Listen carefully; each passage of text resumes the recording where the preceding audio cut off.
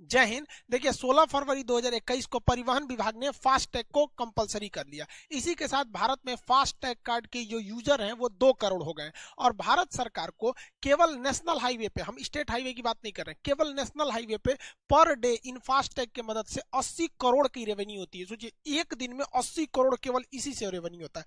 ये revenue collection कौन करता है? तो NETC करती है। इसका फुल फॉर्म क्या होता है? National electronic toll collection. Toll उसे कहते हैं जो सड़क पर चलने के एवज में आपसे पैसे लिए जाते हैं। सरकार ने सड़क बनाया है, आप किसी होटल में जाते हैं या लॉज में रहते हैं तो किराया देते हैं ना, उसी तरह से नेशनल हाईवे पे चढ़ेंगे ना तो एक टोल दीजिएगा।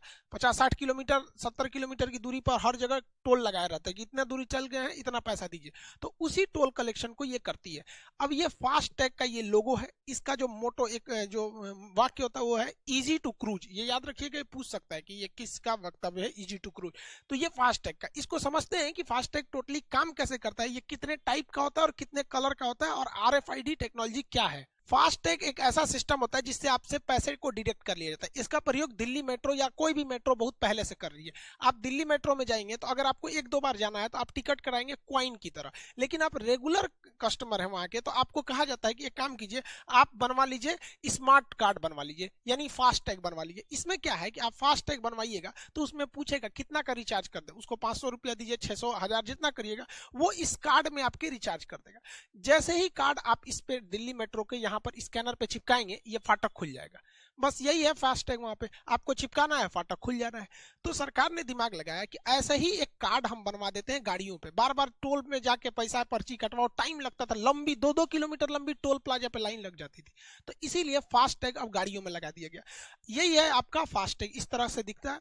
इसके ये एकदम समझिए आपका एक मेमोरी, जिस तरह से आपका सिम कार्ड होता है ना वैसे ये भी होता है, उसमें रिचार्ज करा दीजिए। आप अपने सिम कार्ड में लगाते हैं ना रिचार्ज, वैसे इसमें करा दीजिए। इसको गाड़ियों के विंड शील्ड पर लगाया जाता है। विंड मतलब हवा, शील्ड मतलब बचाना। जिस तरह से कोरोना से बचाने वाली कोविड शील्ड दवा है, कोविड से बचाएगी कोविड शील्ड, उसी तरह ड्राइवर को विंड यानी हवा से बचाता है विंड शील्ड, तो इसे विंड शील्ड कहते हैं। इसको लगाने से फायदा ये होता है कि जिस तरह से दिल्ली मेट्रो को आपको स्कैनर के पास जाके आपको ये कार्ड सटाना पड़ता था, इसमें सटाने की जरूरत नहीं है। टोल प्लाजा में ऊपर स्कैनर लगा हुआ है, जैसे गाड़ी जाएगी ऊपर से देख लेगा, हाँ लगाया है, खटाक से काट लेगा। जिस तरह यहाँ पैसा कटा वैसे यहाँ कट गया।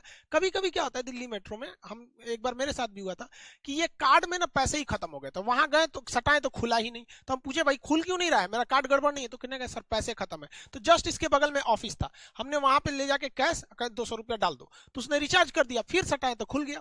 वैसे यहाँ पे भी है, आप क्या कीजिए, इसी टाइप का कार्ड है फास्टैग, यहाँ अपने विंड शील्ड पे बीच में चिपकाइए, साइड में नहीं चिपकाया जाता है, गड़बड़ा जाएगा, बीच में चिपका लीजिए और आपके पैसा काट लेगा, उसके इसके अंदर से पैसा काट लेगा। बाई दी वे अगर गए पता चला पैसा ही नहीं है तो बता देगा कि सर आप में पैसा ही नहीं है, तो फिर खुलेगा ही नहीं, वो टोल प्लाजा का गेट ही नहीं खुलेगा। इस फास्टैग में आप चाहते हैं तो 100 रुपया रख सकते हैं, मिनिमम 100 रुपया आपको रखना होता है। इसमें रिचार्ज 100 रुपया का होता है और मैक्सिमम 1 लाख का रिचार्ज करा सकते हैं। सरकार ने एक और सुविधा दिया कि आपको बार बार रिचार्ज नहीं कराना पड़े दिल्ली मेट्रो के कार्ड की तरह। आप इसे क्या कीजिए, अकाउंट से जोड़ दीजिए कि जब जब कटेगा तो आपके अकाउंट से डाल दिया जाएगा, क्योंकि अकाउंट में तो पैसे नॉर्मल रहते ही हैं।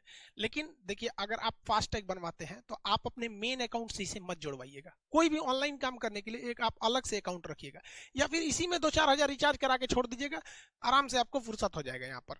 तो ये आप इसको समझ गए, ये काम करता है RFID टेक्नोलॉजी पर। ये RFID जो टेक्नोलॉजी होती है इसका पूरा नाम होता है रेडियो फ्रीक्वेंसी आइडेंटिफिकेशन डिवाइस है ये, ठीक है।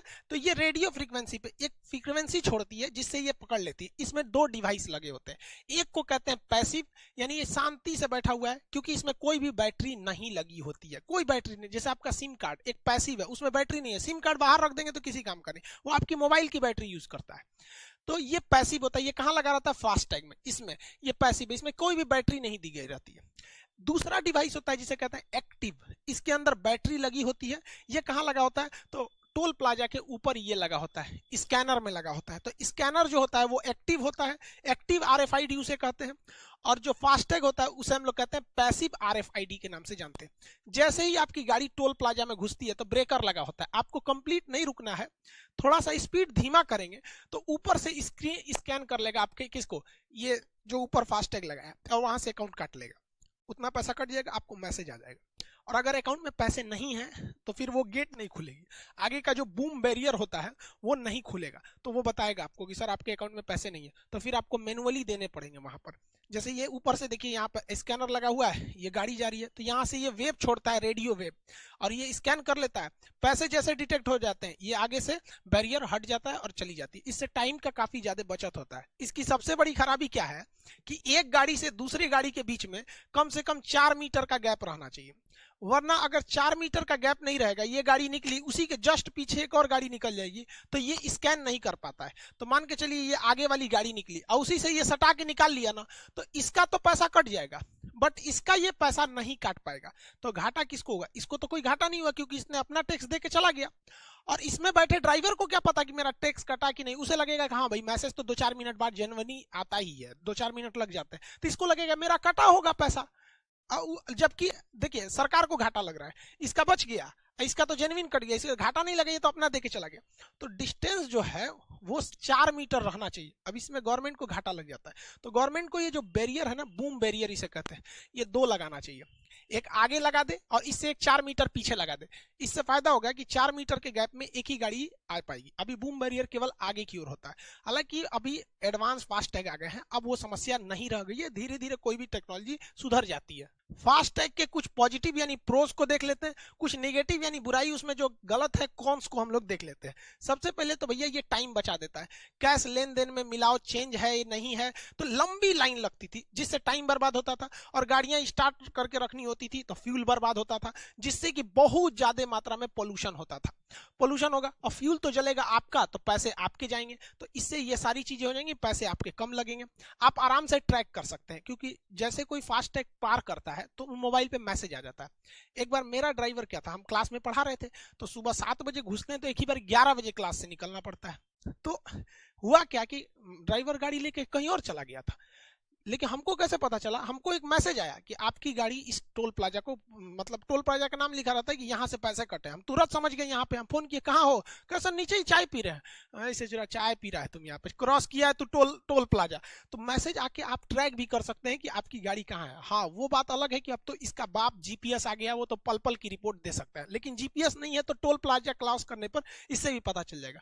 इससे कि गवर्नमेंट को मेन पावर कम लगाना पड़ेगा सबसे टैक्स कलेक्शन की वजह से, जिससे कि करप्शन कम होगा। जितने ज्यादा आदमी बैठेंगे उतने ज्यादा करप्शन करेंगे गवर्नमेंट ऑफिस में, लूट पाट नहीं होगी। लोग क्या करते थे, रात में टोल प्लाजा लूट लेते थे, अगल बगल के आएंगे सर टोल प्लाजा लूट के भाग जाएंगे सर, तो लूट नहीं होगी। दूसरा, कई को दबंग आदमी थे सब, टोल प्लाजा का तो पैसा नहीं देंगे, जाएंगे, जाओ ससुरा जाओ अब यहाँ पे, तो मत दो ना पैसा, वहां पे ऊपर लगा हुआ है टोल आपका वो स्कैनर पकड़ लेगा वहां पे। तो इससे कई सारे फायदे होंगे, लेकिन इसके कुछ घाटा भी है। देखिए कौन सी यानी निगेटिव चीज क्या है कि कभी कभी जो ऊपर की स्कैनर मशीन होती है ना, इसके ऊपर स्कैन करने वाला, उसमें टेक्निकल प्रॉब्लम आ जाता है, जिस वजह से वो ससुरा फास्ट टैग वाला काम ही नहीं करता है, तो कहेगा उस पे चल जाइए, वो कैश भी नहीं, या तो फिर कैश लेगा या तो दूसरे पे भेजेगा, टेक्निकल प्रॉब्लम आ जाता है। अब हम लोग के भी एप्लीकेशन पे जो स्टूडेंट एप्लीकेशन के होंगे देखते होंगे, अक्सर कभी टेक्निकल प्रॉब्लम आ जाता है तो भाई मैसेज दिया जाता है कि आज ये क्लास सस्पेंड है क्योंकि टेक्निकल प्रॉब्लम है। वैसे यहाँ भी टेक्निकल प्रॉब्लम आ सकती है। एक और समस्या क्या है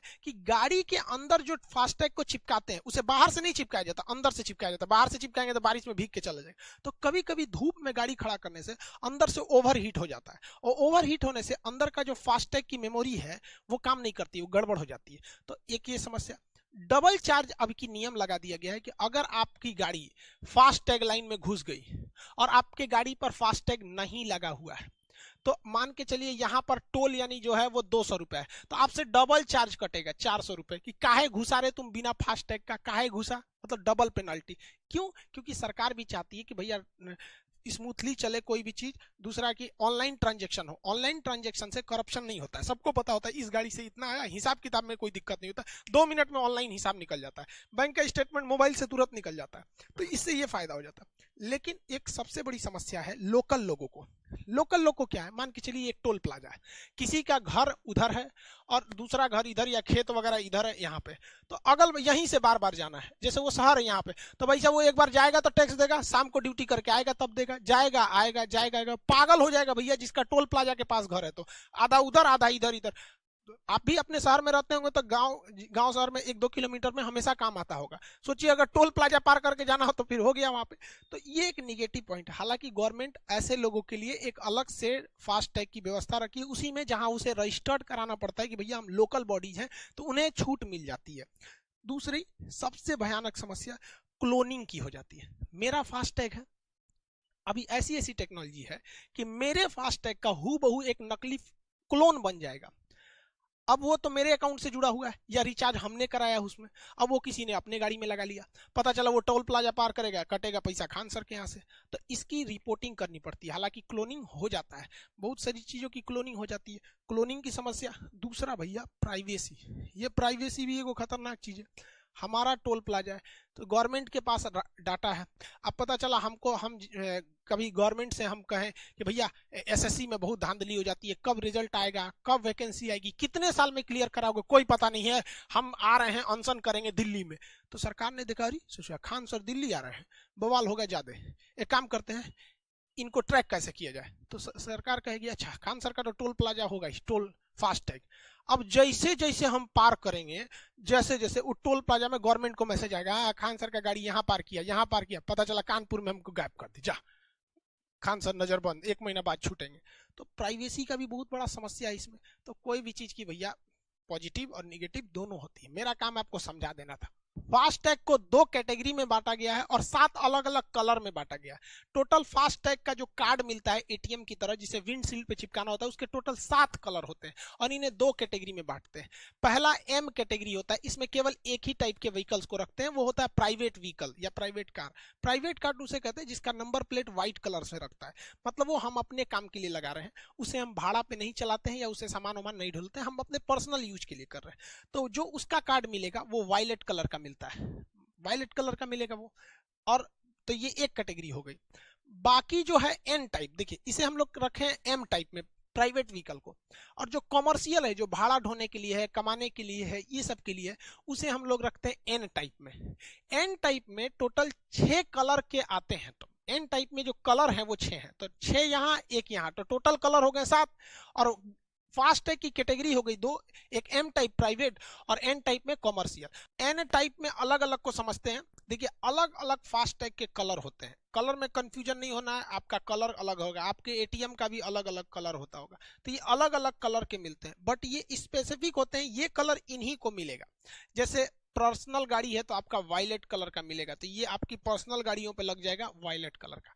बाकी ये कलर किसको मिलेंगे अलग अलग गाड़ियों पे, उसको समझते हैं। देखिए अगर आपका कमर्शियल गाड़ी है, कमर्शियल मतलब जिसपे आप गाड़ी उड़ी ढोते हैं, पिकअप हो गया या फिर आपका लोडर छोटा मोटा हो गया वो सब, तो उसका आपका ऑरेंज कलर का कार्ड मिलेगा फास्टैग। लेकिन अगर आपकी गाड़ी थोड़ी हैवी लोडेड है बट उसमें 2 ही एक्सल है तो ग्रीन कलर का मिलेगा, तो उसका कार्ड बस ग्रीन कलर हो जाएगा। अब ये एक्सल आपको नहीं समझ में आया कि भाई ये एक्सल क्या होता है, तो एक्सल देखिए किसे कहते हैं, ये चक्का है, ये चक्का है, तो 2 चक्कों को बीच से जोड़ने वाला ये रॉड जो होता है ये एक्सल कहलाता है। ये व्हील है, देखिए ये व्हील है, ये एक्सल है। जैसे कार है, कार में आपको 2 ही एक्सल मिलेंगे, एक ये एक्सल है और एक ये एक्सल है, ठीक है, तो यही 2 एक्सल मिलते हैं। जैसे ये कार है 2 एक्सल है, तो एक्सल तो इसमें 2 ही है बट व्हील 2 थोड़ी है, व्हील तो 4 है, 2 ये इस साइड में 2 इस साइड में, तो आप एक्सल समझ गए होंगे। तो एक्सल के हिसाब से आप दूसरा एक्सल देखिए ना, ये गाड़ी है मिलिट्री की, तो इसमें कितने एक्सल है, एक यहाँ एक्सल होगा, 2 3, तो इसमें टोटल 3 एक्सल है, 3 एक्सल होगा यहाँ पे। इसमें एक्सल गिनिए, एक इस वाले आमने सामने के लिए 1 एक्सल होगा, यहाँ दूसरा होगा, तीसरा, चौथा, तो इसमें 4 एक्सल की गाड़ी है। तो एक्सल पर ही लोड पड़ता है, बहुत सारा लोड तो ससुरा एक्सले रोकता है, वहां पर एक्सल कमजोर रहेगा टूट जाएगा गाड़ी। इसका एक्सल गिनिए ना, 1 एक्सल इसके लिए होगा, दूसरा 3 4 5, 5 एक्सल की गाड़ी है ये। खाली एक्सल है 1 2 3 4 5 6 7 8, ये 8 एक्सल की है। देखिए हम चक्का नहीं गिने हैं, फिर समझा रहे हैं, एक्सल है, चकवा तो उधर भी होगा, एक्सल समझ में आ गया आप लोग को। तो उसी तरह जिसमें 3 एक्सल रहेगा वो येलो कलर का रहेगा, येलो कलर का कार्ड मिलेगा उसको। और 4 5 या 6 एक्सल का है, मतलब 4 के लिए, 5 के लिए, 6 के लिए, एक्सल के लिए भी पिंक कलर ही रहेगा। अब जैसे ये पिंक कलर, ये 4 5 6 यही वाला आपको एक्सल दिया जाएगा यहाँ पे, मतलब कार्ड दिया जाएगा। और जिसका 7 एक्सल से ज्यादा है, 7 एक्सल से ज्यादा है, उसमें स्काई ब्लू दिया जाएगा। जैसे ये स्काई ब्लू है, तो ये जिसमें एक्सल की संख्या 7 है या 8 है या 9, उससे ज्यादा रहेगा तो उसको यही वाला दे दिया जाएगा। और मशीनरीज है सब, जैसे जेसीबी वगैरह हो गया, तो उसके लिए ब्लैक कलर का आपको दिया जाएगा फास्टैग का कार्ड। इस सब का जो एक्सल कार्ड लगा होगा, ये फास्टैग कार्ड, वो ब्लैक कलर से ही आएगा यहाँ पे, क्योंकि ये हैवी मशीनरीज की कैटेगरी में चले आते हैं। तो आई होप आप एक्सल भी समझ गए होंगे, फास्टैग भी समझ गए होंगे, आरएफआईडी वगैरह टोटल चीज को समझ गए होंगे। मिलेंगे नेक्स्ट क्लास में। जय हिंद।